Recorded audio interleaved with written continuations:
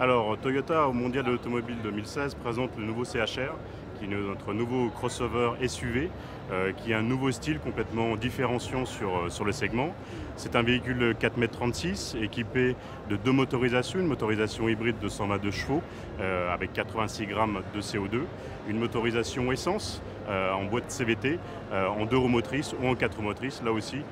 222 chevaux. Le véhicule a différents niveaux de finition. On commence tout d'abord avec une active, donc qui est notre entrée de gamme, suivie d'une dynamique et dynamique business, puisque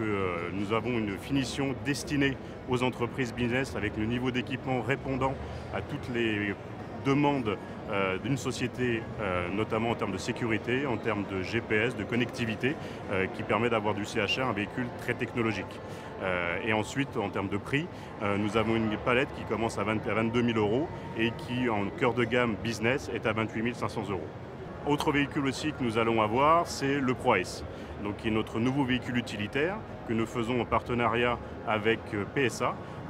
qui on vient de lancer là à partir du 1er septembre et que nous présentons pour la première fois au Mondial. Il y a différentes versions, 4 carrosseries, une version fourgon, une version cabine approfondie,